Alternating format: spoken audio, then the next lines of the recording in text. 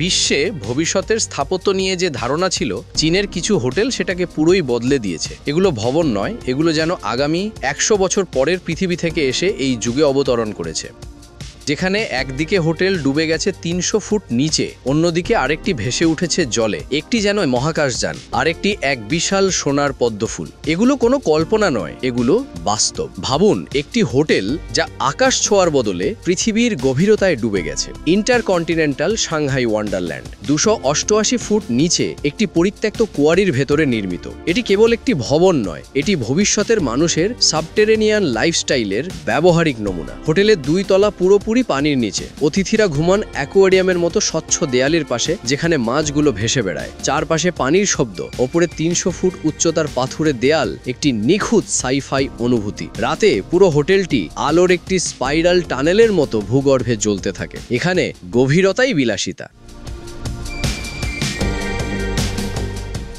এবার দেখুন এমন একটি হোটেল যার ডিজাইন যেন কোনো স্পেসশিপ লেকে অবতরণ করেছে। শেরাটন হুজো হট স্প্রিং রিসর্ট, একটি বিশাল আলোকিত রিং, কোনো সোজা লাইন নেই, শুধু বক্রতা, গ্লাস ও অবিশ্বাস্য প্রতিফলন। দিনে এটি লেকের জল আর আকাশকে আয়নার মতো প্রতিফলিত করে। রাতে পুরো কাঠামো জ্বলে ওঠে একটি ভাসমান অরবিটাল স্টেশনের মতো। পশ্চিমা স্থাপত্য এখনও এমন কার্ভড গ্লাস স্ট্রাকচার ভাবতেও ভয় পায়, কিন্তু চীনে এটি বাস্তব।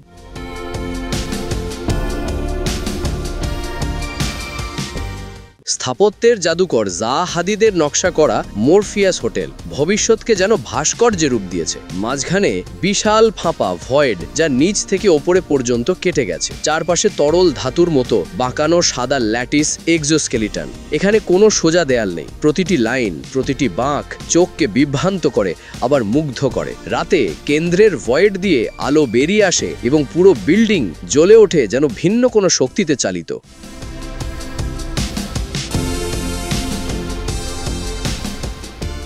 এবার যা দেখতে যাচ্ছেন তা হোটেলের সংজ্ঞাকেই বদলে দেয়। চিমলং স্পেসশিপ হোটেল নাম শুনে ধারণা করা যায় এটি সত্যি একটি বিশাল ডিস্ক আকারের স্পেসশিপ। মসৃণ ধাতব বাহির, রিংড লাইট আর পোর্ট হোল উইন্ডো। এখানে কেউ চেক ইন করে না। রাতে এটি নীল বাদা আলোয় জ্বলে ওঠে এমনভাবে যে মনে হবে যে কোনো মুহূর্তে উড়াল দেবে। লেকের ওপর উদীয়মান সূর্যের মতো একটি বিশাল গোলাকার স্থাপত্য, এটাই সানরাইজ কেম্পিনস্কি। 8টি বিশাল গোলক যেন আরেক মাত্রা থেকে উঠে এসেছে। দিনে এগুলো যেন নিখুঁত মার্বেলের বল, রাতে হয়ে যায় জলজলে গ্রহমালা। সরাসরি দেখলে মনে হয় এটি কোনো সাইফাই সভ্যতার আবাসস্থল। স্বর্ণে মোড়া 47 তলা একটি ফুটন্ত লোটাস ফুল, গ্র্যান্ড লিসবোয়া মাকাও। প্রতিটি পাপড়ি আলোর সাথে ভিন্নভাবে ঝলকে ওঠে, পুরো ভবন যেন তরল সোনায় তৈরি। রাতে পাপড়ি বরাবর আলো বয়ে যায় আর হোটেলটি হয়ে ওঠে একটি ভিনগ্রহীয় সংকেত টাওয়ার।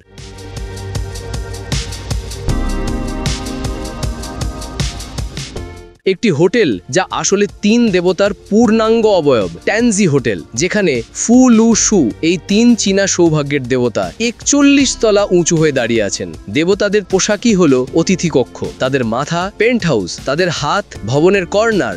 রাতে আলোর রেখায় দেবতারা যেন জীবন্ত হয়ে ওঠেন। পৃথিবীর আর কোথাও এত বড় আকারে ধর্মীয় চরিত্রকে একটি কার্যকর হোটেল হিসাবে তৈরি করা হয়নি।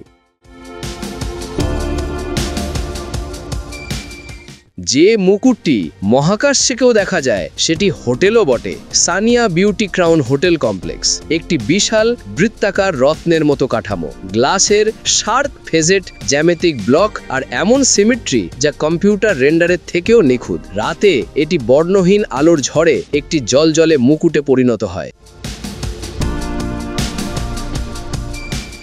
এবার দেখুন এক হোটেল যা সম্পূর্ণ কাঁচের তীক্ষ্ণ প্রিজম দিয়ে তৈরি, হোটেল একল্যাড বেইজিং। প্রতিটি প্যানেল ভিন্ন কোণে সূর্যালোক পরে চারদিকে বিচ্ছুরিত হয়। পুরো বিল্ডিং যেন আলো দিয়ে গড়া একটি জীবন্ত হীরের টুকরো।